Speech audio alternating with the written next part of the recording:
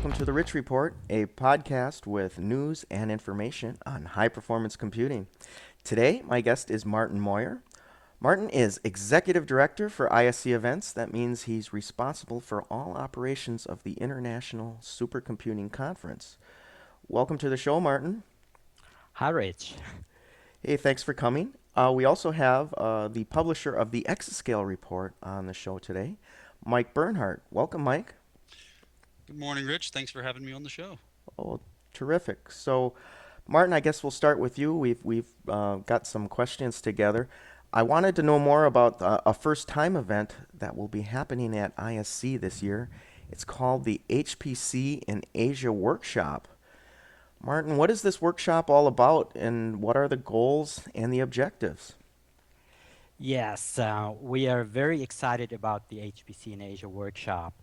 And the main idea behind this workshop is to demonstrate the HPC capabilities within Asia, but also to provide kind of a platform to the Asian HPC community.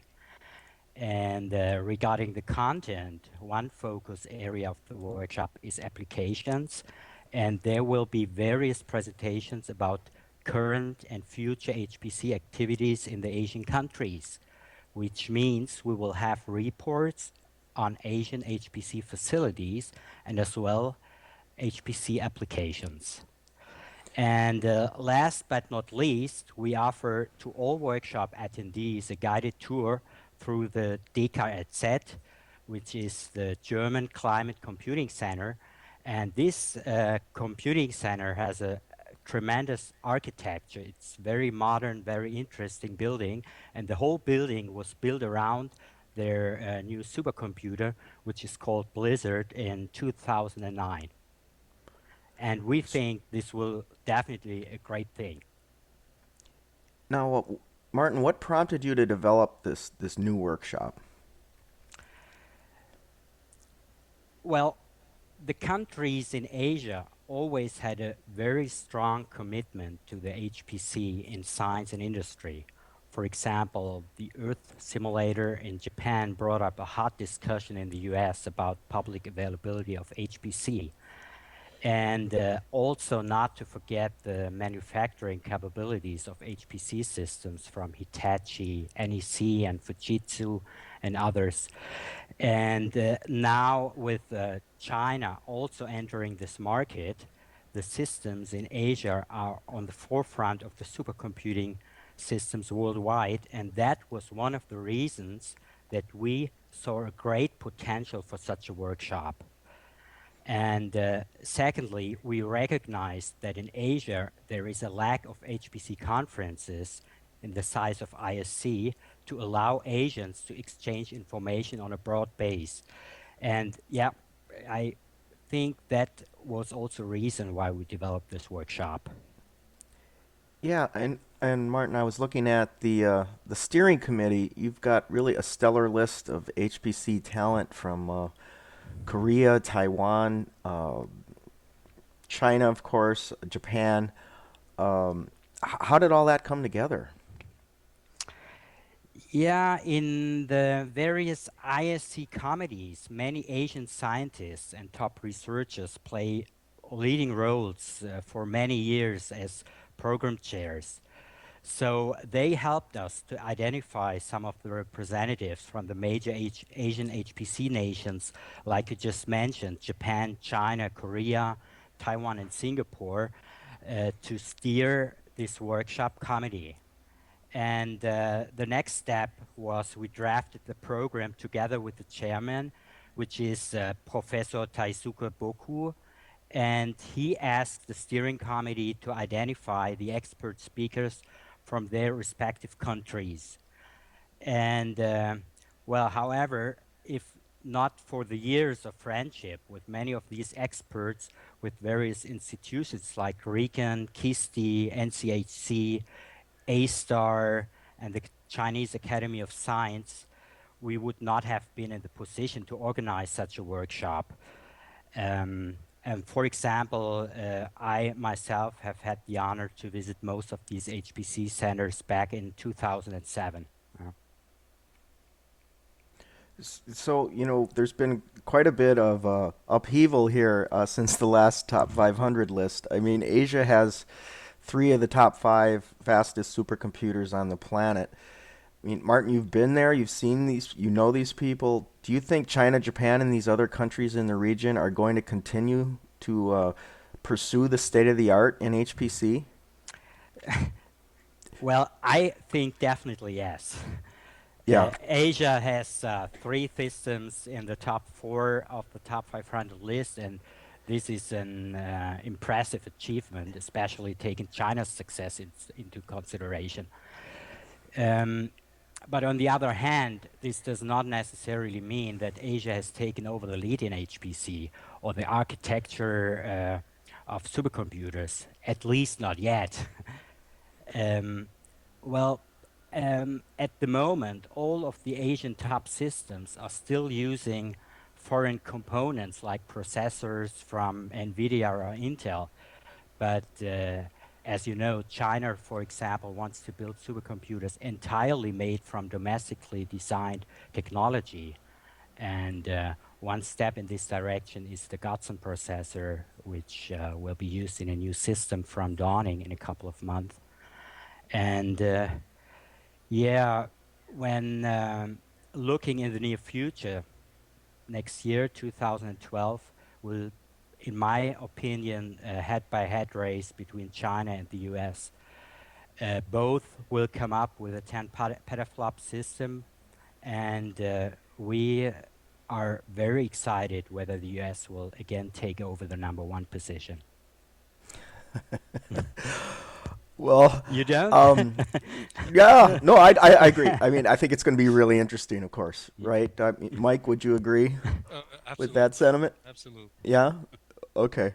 Um, Martin, I've heard that some of the scientists looking at this list, they have trouble getting visas sometimes to come to the SC conferences in the United States in the fall.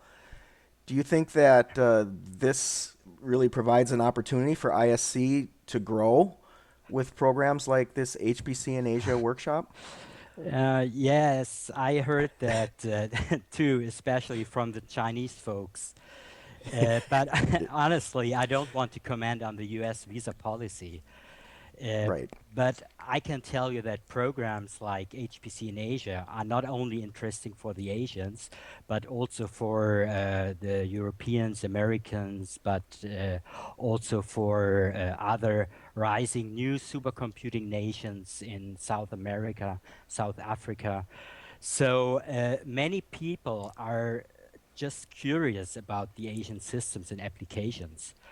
And I'm pretty sure that we'll not only see Asians, but also many Russians at this year's conference. And yeah, the numbers, especially from Asia, Russia, and Middle East, keep rising year after year. And Hmm. they are the fastest growing regions of ISC attendees, so to say. So I was going to ask you that. What kind of response have you gotten from the HPC community in Asia about the fact that you're organizing this event? Well, the response was tremendously encouraging.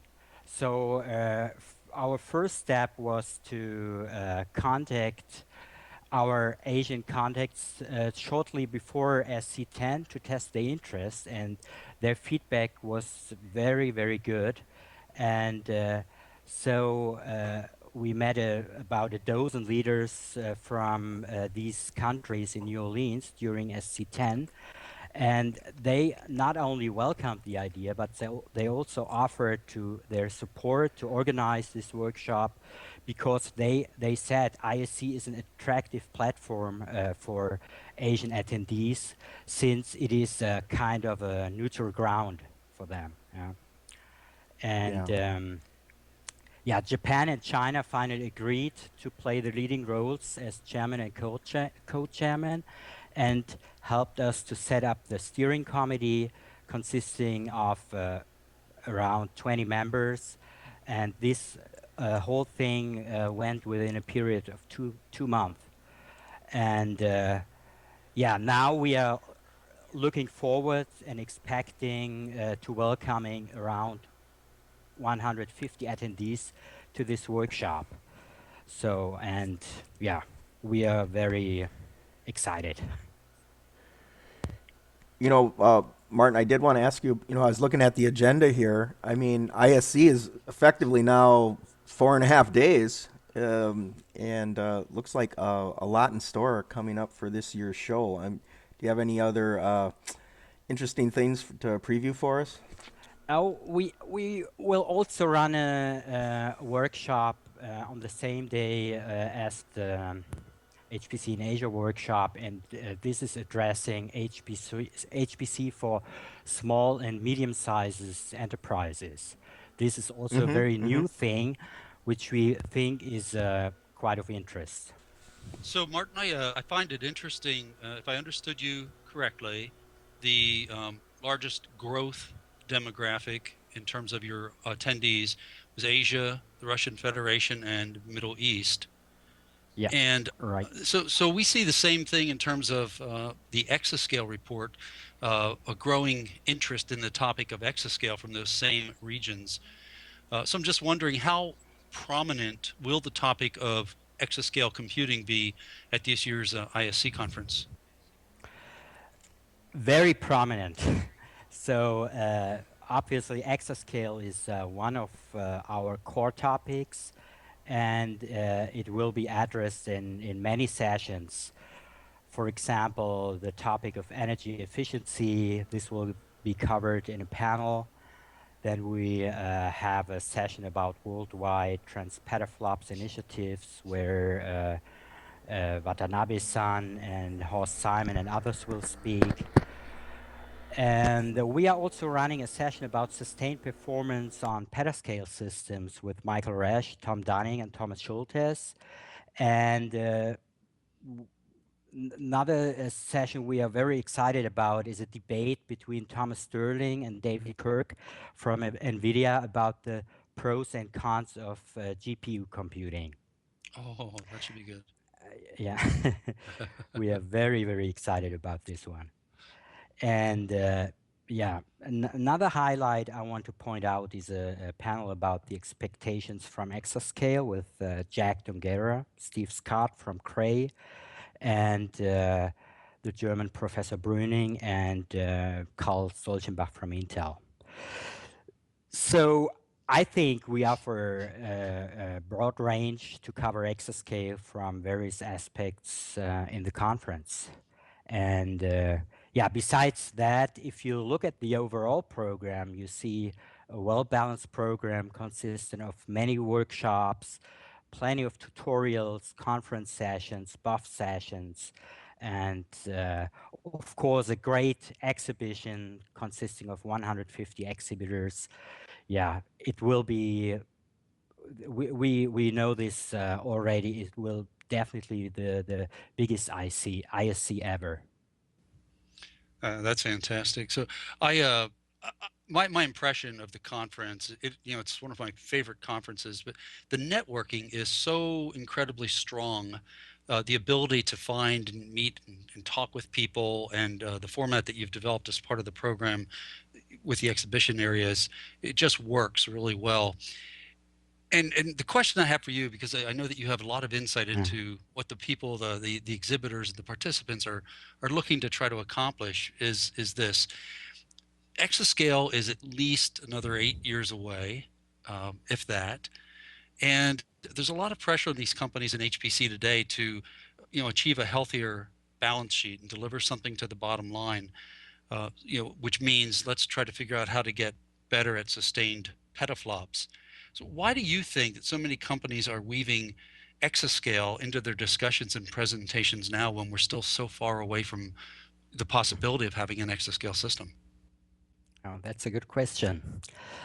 Um, well, Exascale is motivating and at the same time challenging manufacturers and software suppliers. And Exascale poses many hurdles that need to be crossed in the nearest future. Even though Exascale will not be available, you just said it before, 2019. one issue is energy consumption. The energy requirements for exascale systems are in the range of 20 to 30 megawatts. And the big question is, how can this be reached with millions of cores? Or can this be achieved at all? And another challenge is, how do you program your application on a parallel system with millions of cores? This parallelization paradigm exists for years, and it is heavily discussed, especially concerning petaflop systems. In the nearest future, there will have to be efforts to adapt applications programs to these petaflop systems. So, therefore, all the parallel programming investments into petaflop systems may immediately be transformed into and pay off to exascale range. This is what I think. Well, Martin, I think this sounds like an exciting ISC. I seem to remember going there 3-4 years ago, and there were something like 70 exhibitors. So to be at 150 and have doubled that quickly, congratulations on that. Thank you. All right, and thank you, Mike, for joining us today. That's it for the Rich Report. Stay tuned for more news and information on high-performance computing.